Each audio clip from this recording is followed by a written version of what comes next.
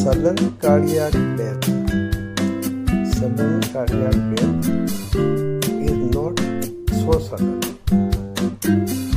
There is always some disease of the heart which is existing before this sudden cardiac death.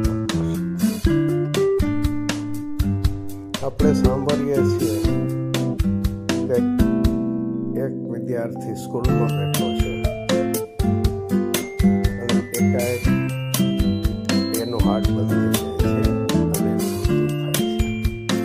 આપણે સાંભળીએ છીએ કે એક માણસ જીમમાં કસરત કરે છે અને કસરત દરમિયાન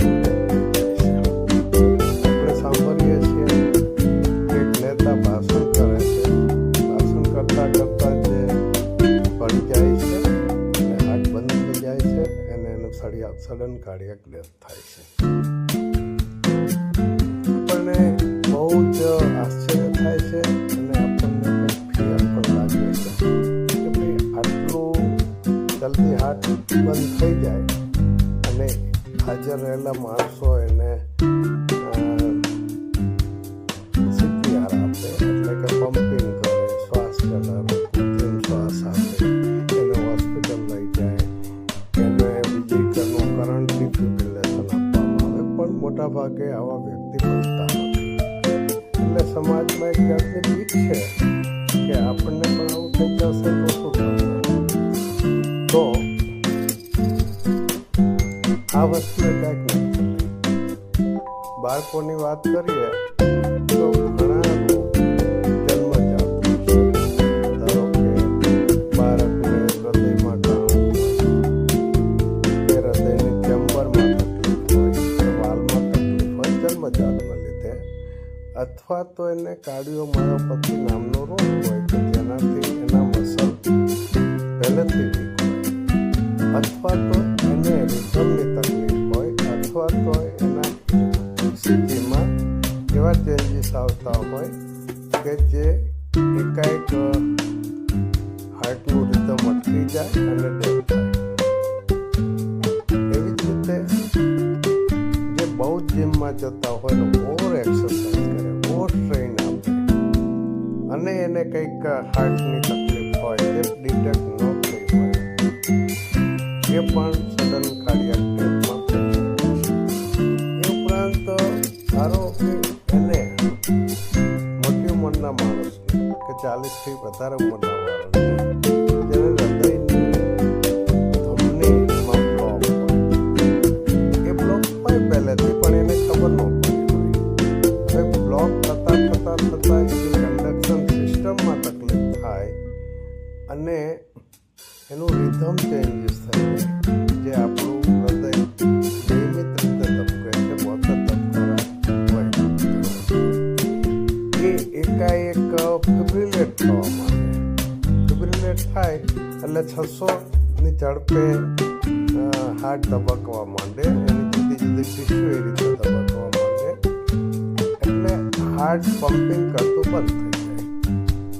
હવે હાર્ટ પમ્પિંગ કરતું બંધ થાય એટલે મગજને લોહી ન મળે અને ફક્ત 4 જ મિનિટમાં જો મગજને સંપૂર્ણ રીતે લોહી ન મળે તો 4 જ મિનિટમાં મગજને ટેસ્યુનું ડેથ થઈ જાય. એટલે આપણને જ્યારે હાર્ટનો રિધમ ચેન્જીસ થાય, બદલાય, હાર્ટ ધબકતું બંધ થાય, પમ્પિંગ બંધ થાય, મગજને લોહી ન પહોંચે, તો આપણી પાસે ફક્ત 4 મિનિટ જ છે. 4 મિનિટમાં તમે પમ્પિંગ કરો, શ્વાસોશ્વાસ આપો કે ડિફિબ્રિલેશન આપો. એ 4 મિનિટમાં જો તમે કંઈ કરો તો મગજને લોહી મળે અને ડેથ ન થાય. મોટાભાગના કેસમાં આપણે 4 મિનિટ વેડફી નાખીએ છીએ. તો આનો રસ્તો શું?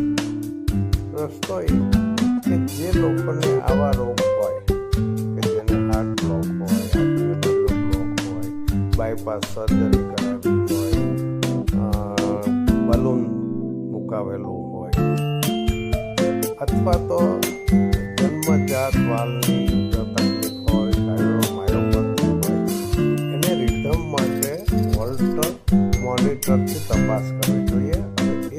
તપાસ કેવી છે કે એક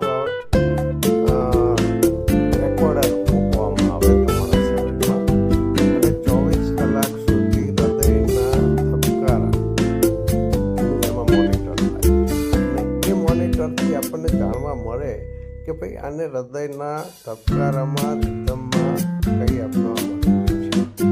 હવે જેનામાં આ એબનોર્માલિટી હોય અને જ્યારે સડન કાર્ડિયક ડેથ થવાની શક્યતા હોય એ લોકોને ઇમ્પ્લાન્ટેબલ ડિફિબ્રિલેટર શરીરમાં મુકાય. આ એક નાનું મશીન છે એ તમારી છાતીમાં મૂકી દે અને જ્યારે હૃદયના ધબકારા અનિયમિત થઈ જાય, ખૂબ અનિયમિત થઈ જાય તો ઓટોમેટિક એ સેન્સર મારફત મશીન જાણી લે, નાનો એવો શોક આપે અને જે હૃદયના ધબકારા અનિયમિત થઈ ગયા છે એને પુનઃ સેટલ કરે. એ ઓટોમેટિક પ્રોસેસ છે. It take seconds only. તો સડન હાર્ટ રેટ